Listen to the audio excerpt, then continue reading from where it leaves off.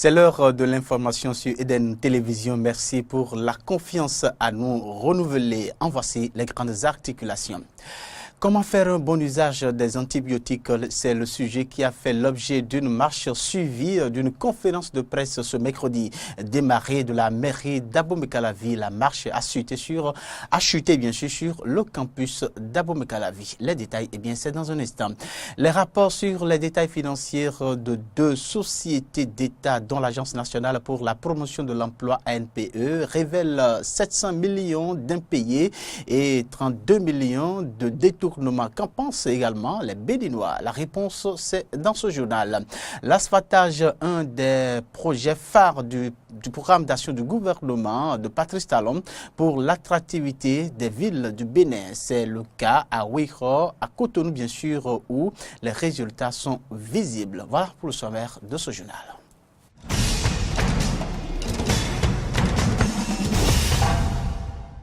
Bienvenue à toutes et à tous.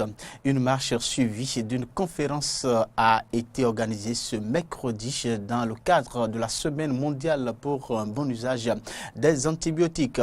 Après la marche qui est partie de la mairie d'Abomey-Calavi pour l'université, les organisateurs ont donné une communication sur la résistance des microbes aux antibiotiques à l'amphi Roudegbe de l'UAC. Reportage Laurent Roland Tonekes et Damien Pedro. Le ministère de la Santé, en collaboration avec l'Organisation mondiale de la santé, organise du 13 au 19 novembre 2017 la Semaine mondiale pour un bon usage des antibiotiques. Dans le cadre des activités prévues à cet effet, une marche a été organisée ce mercredi pour sensibiliser les populations sur l'usage des antibiotiques. Ainsi, partis de l'enceinte de la mairie d'Abomey-Calavi, les marcheurs ont traversé la ville pour l'université d'Abomey-Calavi. Toute l'université a été parcourue et c'est à l'amphithéâtre Roudegbe que la marche a pris fin. À ce niveau, les étudiants réunis ont eu droit à une communication portant sur les résistances des microbes aux antibiotiques. Vous savez, la résistance aux antibiotiques constitue un fléau pour le Bénin.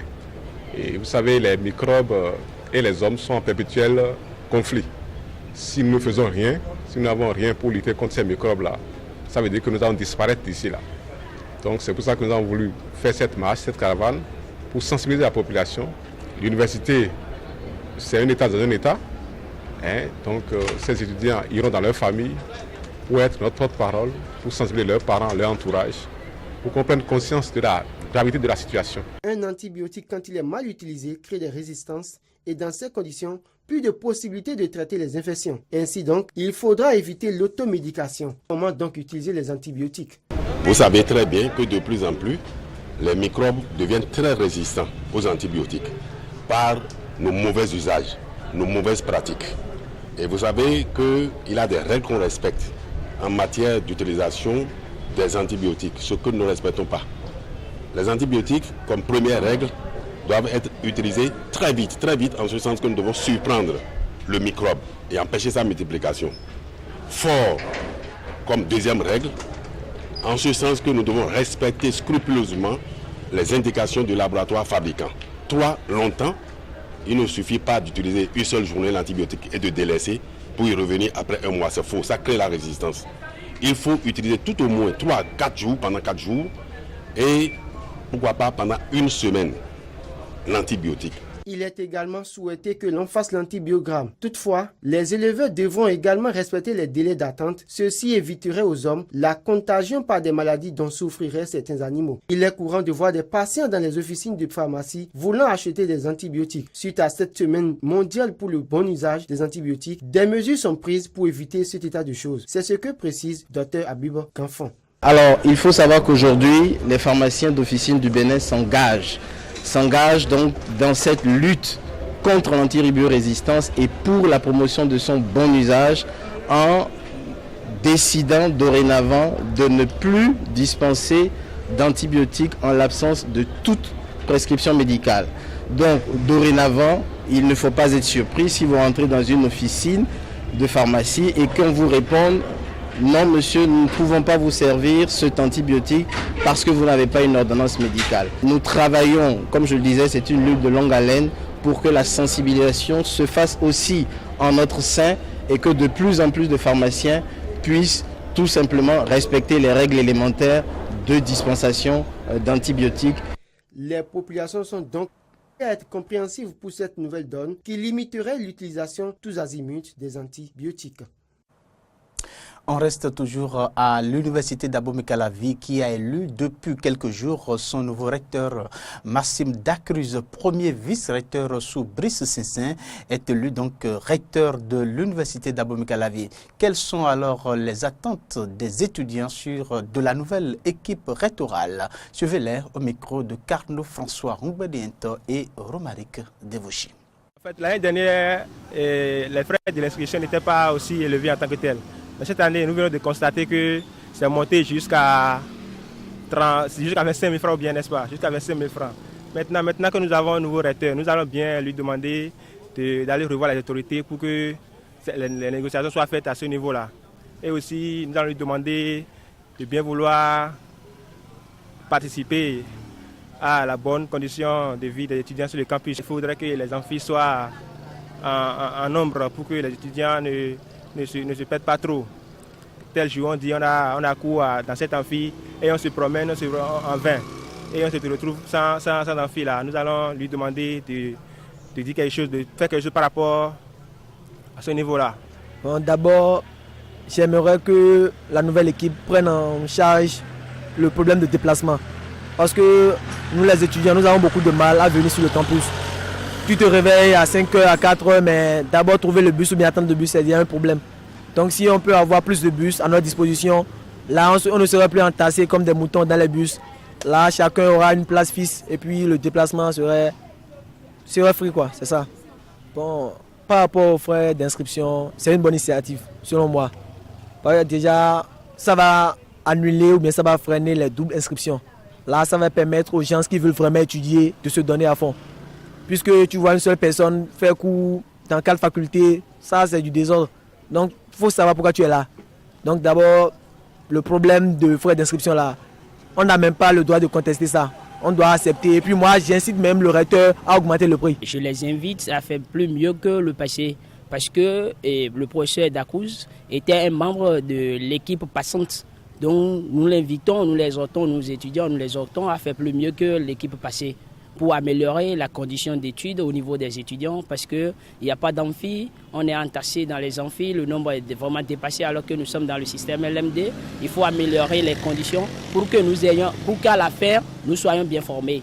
La condition de composition à l'université d'Abomey-Calavi est difficile. Là, je les exhorte aussi à penser à comment faire pour la nouvelle construction des amphithéâtres pour prochainement, nous ayons des places pour composer. Parce que d'autres composent même dans la forêt ici. Je me rappelle qu'en 2014, les camarades ont composé dans la forêt ici. Donc je les invite à construire des nouveaux amphis pour nous parce que l'effectif s'accroît de temps à autre. Les rapports sur les états financiers de deux sociétés d'État, dont l'Agence nationale pour la promotion de l'emploi ANPE, révèlent 700 millions d'impayés et 32 millions de détournements, des faits qui remontent à 2005. Eh bien, la nouvelle équipe, il faut dire que cette nouvelle fait réagir les citoyens béninois. On va écouter quelques-uns au micro de Fréjus Sewlan. Citoyens patriotes, soucieux du développement de ce pays, quand j'entends ces genres de choses, ça me révolte. Et ça m'éprouve, ça me démontre que réellement, il y a problème de mauvaise gouvernance. On ne peut pas efficacement lutter contre la corruption sans quand même sévir. On doit punir. Et lorsque... Ça, c'est mon opinion, ça m'engage. Lorsque nous, défenseurs de la République, bâtisseurs de la République, nous remarquons qu'il y a une justice sélective, là, il y a problème. Il faudrait que le droit soit appliqué équitablement à tous les citoyens.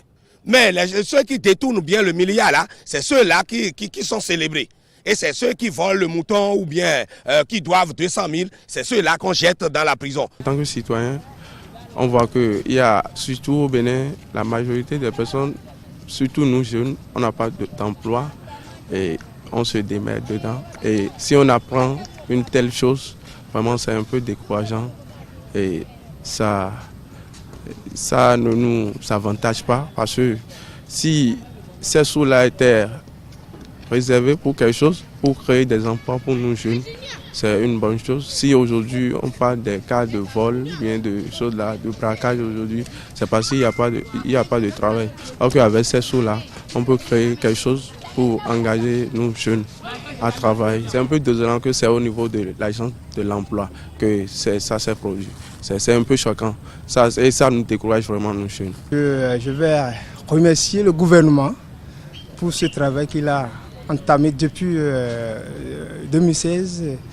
Depuis son arrivée, il a su, il a su initier beaucoup de choses dans ce sens. Il a su initier, il a su mettre en place des enquêtes pouvant déceler, pouvant découvrir ces gens-là. Je pense qu'il est temps de mettre fin à la kleptocratie, la corruption au niveau de l'État. Il est temps qu'on mette fin à ça. C'est pitoyable parce que nous, en tant que jeunes, nous avons des diplômes, on cherche d'emploi et au même moment, des individus, des groupuscules s'accaparent des biens de l'État. C'est pitoyable. Je pense qu'il faut que le gouvernement talon tape du poing sur la table, qu'il fonce encore, d'accord, que les coupables puissent être appréhendés et punis à jamais. Le collectif des syndicats de la santé était face à sa base ce mardi. Objectif, restituer les grandes conclusions issues de sa rencontre avec le chef de l'État, Patrice Talon, samedi dernier.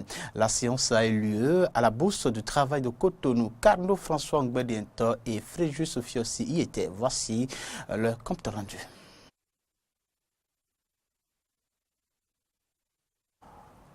On revient donc sur le sujet pour dire que le collectif des syndicats de la santé était face à sa base ce mardi. Objectif, restituer les grandes conclusions issues de sa rencontre avec le chef de l'État samedi dernier. La séance a eu lieu à la Bourse du travail de Cotonou. Carnot François Ngbediento et Fréjus Serment pour le point.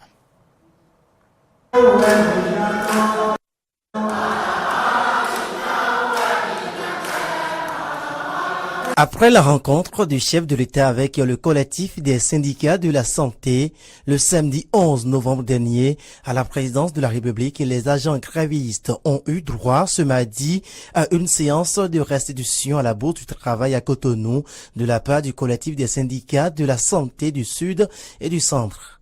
Une séance qui vise deux objectifs. Premier, restituer aux travailleurs point par point tout ce qui a été dit avec le chef de l'État. Deuxièmement, écouter la base par rapport à la poursuite ou non des mouvements de grève. Nous devons retourner à la base et faire le point.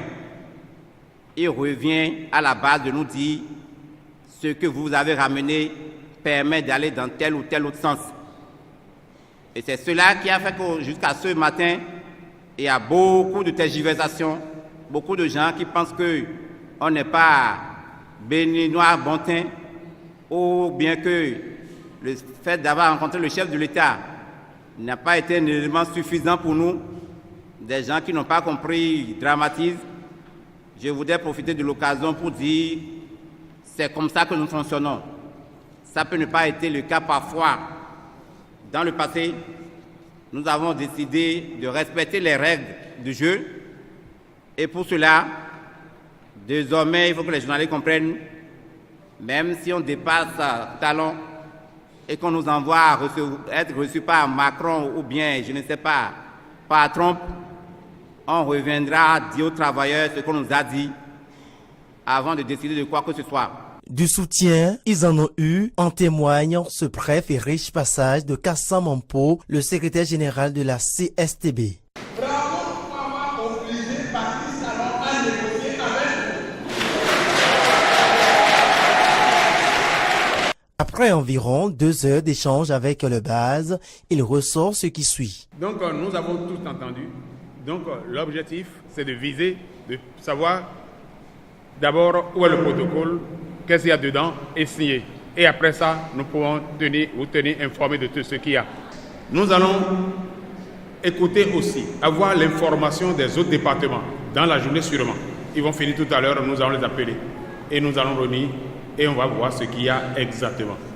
Le secteur de la santé étant un domaine sensible, il est impératif pour gouvernement et syndicats de trouver un terrain d'entente concernant la signature du protocole d'accord, une signature qui, selon les propos du porte-parole du collectif, sera effective les heures à venir. Il faut préciser qu'une motion de suspension de grève a été signée dans ce secteur. Et puis cette suspension prend effet à partir de demain, 17 novembre 2017. Eh bien, ce journal se poursuit. L'asphaltage est l'un des projets importants du programme d'action du gouvernement de Patrice Talon pour l'attractivité des villes du Bénin. À Cotonou, plusieurs chantiers sont en cours à cet effet. C'est le cas à Ouiho où les résultats sont visibles. Eh bien, c'est un constat fait par Fréjus Serlan et Fiacre Voitan sur le chantier de la voie Ouiho-Fidjrosé, le long de la voie ferrée. Compte rendu. Difficile de croire que nous sommes dans ce quartier non huppé de Cotonou, capitale économique du Bénin. Pourtant, c'est le cas. Ici à Ouiho, le long de la voie ferrée, le paysage change de visage. La phase pilote de l'aménagement des espaces publics libérés livre peu à peu ses résultats. Oh, c'est une bonne réalisation. Si on peut le faire partout, ce ne serait pas à Cotonou seul, même à Boycon ou bien chez moi à Pao. Bon, ça prouve que ça va. Les ciels, là où les ciels sont, c'est bon. Ballast, fleurs, gazon, bancs ou encore lampadaires solaires ont remplacé les tas d'ordures, les mauvaises herbes et occupants illégaux qui jadis régnaient ici en maître. Et pour ce nouvel espace, traversé par des rails, les riverains ont tout de même quelques inquiétudes. Nos locomotives présentement avec leur fumée là, quand les gens vont s'asseoir là, ce serait une pollution. Donc je ne sais pas si à l'avenir on va changer les locomotives parce que c'est des vieilles locomotives qui passent tout au long des rails là. De vieilles locomotives, mais aussi des rails d'une autre époque que remplaceront très bientôt de nouveaux équipements ferroviaires modernes du groupe pétrolin pour éviter des déraillements de train. Mais pour le moment, l'heure est à la réjouissance. Bon, vraiment, on rend grâce à Dieu pour cette réalisation que l'État vient de faire pour notre pays, pour nous les Béninois. Parce que si on va dans les autres pays, on voit des choses. Vraiment, mais chez nous, c'était une autre chose. On ne sait même pas que ça va arriver un beau jour comme ça. Donc nous rendons grâce à Dieu. Vous-même, vous voyez, c'est joli et c'est bon. C'est comme on dit chez nous enfants, avoir des quintons et n'est pas. Les citoyens ne perdent pas non plus de vue un aspect important de l'après-aménagement. Et nous demandons à la population, surtout les riverains d'ici, d'entretenir. Ce n'est pas l'État qui va venir entretenir, c'est nous-mêmes. Une belle invitation à entretenir ce joyau pour que très vite, elle ne végète point dans l'abandon et l'insalubrité comme d'autres infrastructures à l'instar du jardin de l'échangeur de Godomain. En bref, le président français Emmanuel Macron et la chancelière allemande Angela Merkel sont à Bonn ce mercredi où se tient la COP23. Dans son discours, le président français s'est présenté comme le nouveau chef de file dans la lutte contre le réchauffement climatique. C'est une information sur laquelle nous reviendrons dans les prochaines éditions. Cependant, on reste toujours à Bonn pour dire que la rencontre entre les maires qui était donc dans le cadre bien sûr de la convention des maires se tient depuis quelques jours à Bonn. Le Bénin est représenté à cette rencontre par deux maires. Il s'agit de Luc Atrokpo de Boycon et Charlemagne Renfort de Semekodi. Cette séance a permis aux maires de présenter les actions menées dans leurs différentes localités et surtout en termes de sensibilisation des populations aux effets néfastes des changements climatiques et les dispositions d'adaptation prises. Retour sur cette rencontre avec Antoinette Sagbo qui est actuellement présente à Bonn, à l'Allemagne. Venus de différentes communes, les maires signataires de la Convention des maires engagés pour le climat et l'énergie ont pris part ce lundi 13 novembre 2017 à une rencontre qui entre dans le cadre de la mise en œuvre de la planification intégrée sur le climat. Pour le compte du Bénin, on note la présence de Luc Atropo, maire de la commune de Boïcon, président de l'Association des communes du Bénin, ANCB, et son collègue de Semekpodi Charlemagne Renfort, secrétaire général de l'ANCB. Pour le président de l'ANCB, le transfert des ressources financières par l'État central aux élus locaux va permettre à intensifier les actions pour réduire les émissions du dioxyde de carbone. Pour les expériences qui ont été faites au niveau de Planèse ont été saluées par tous ceux qui sont membres de la Convention des maires. Notre message est unique. Il faut que nous passions de l'étape des discours à l'étape des actions. Si nous voulons réussir à juguler ce que nous pourrons appeler à juste titre fléau aujourd'hui, il faut que nous travaillions à ce que les moyens soient mis à disposition, que les moyens soient mis dans du concret. Quant au maire de Semekpodi Charlemagne Renfort, il partage les mêmes motivations. Il y a peut-être une vingtaine d'années, pour des gens qui savaient que du lac à la mer, il y avait peut-être une dizaine de kilomètres et qui se lèvent et qui constatent aujourd'hui que c'est à moins de 2 kilomètres. Donc il faut aujourd'hui et tout de suite agir. Deuxième chose, quels sont les types de moyens qu'il faut mettre ensemble avec les autres pays parce que nous ne pouvons pas vivre en autarcie et réussir donc à épargner de nous donc ce danger qui est un danger planétaire. Vous allez constater que pour le cas de chez nous par exemple, la désertification est liée à un certain nombre de phénomènes qui constituent un danger pour nous aujourd'hui. Donc il faut partager d'abord l'expérience des autres et voir par rapport à ce que nous-mêmes nous faisons chez nous pour intégrer dans un programme global. Cette rencontre entre les maires a été une opportunité de partage d'expériences quant aux efforts menés au niveau local pour lutter contre le changement climatique. Et puis nous avons créé le premier centre Info-Énergie au Maroc. Et là, ce centre Info-Énergie qui donne des informations et des conseils pratiques pour les citoyens et pour les petites et moyennes entreprises. 5000 personnes ont bénéficié des conseils, donc des familles. Et ça, c'est important pour une ville intermédiaire au Maroc, en Afrique. Et là, nous avons équipé des bâtiments avec l'énergie solaire, photovoltaïque, le thermosolaire. Nous sommes en train maintenant de lancer un partenariat privé-public pour l'éclairage public, un smart lighting public. Cette rencontre entre les maires a été une opportunité de partage d'expériences quant aux efforts menés au niveau local pour lutter contre le changement climatique. Avant de boucler ce journal, le président du Zimbabwe, Robert Mugabe, est désormais poussé vers la sortie à 93 ans, après donc plus de 37 ans d'un pouvoir sans partage qui a ruiné son pays. Le président nonagénaire a pourtant déjà été investi par son parti pour briguer un nouveau mandat à la prochaine élection présidentielle qui aura lieu en 2018. Mais pour le plus vieux chef d'État en exercice de la planète, ce coup de force signe la chute de la maison Mugabe. L'Union européenne est préoccupée par la situation au Zimbabwe et a appelé au dialogue. Suivez ici le porte-parole de la Commission européenne.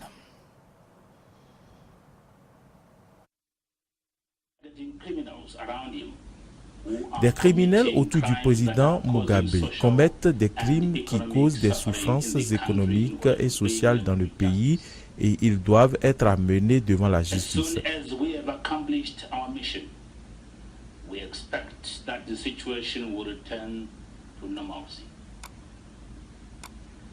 Dès que nous aurons accompli notre mission, nous nous attendons à ce que la situation redevienne normale.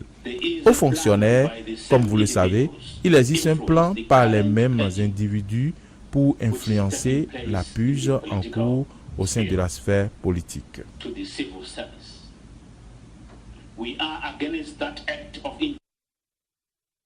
En effet, nous avons observé les développements récents et leurs conséquences, y compris en ce qui concerne les forces de sécurité du pays. Ceci est préoccupant pour l'Union européenne. Nous suivons de très près ce qui se passe sur le terrain, soulignant que les droits fondamentaux de tous les citoyens doivent être respectés et que l'ordre constitutionnel et la gouvernance démocratique doivent être respectés.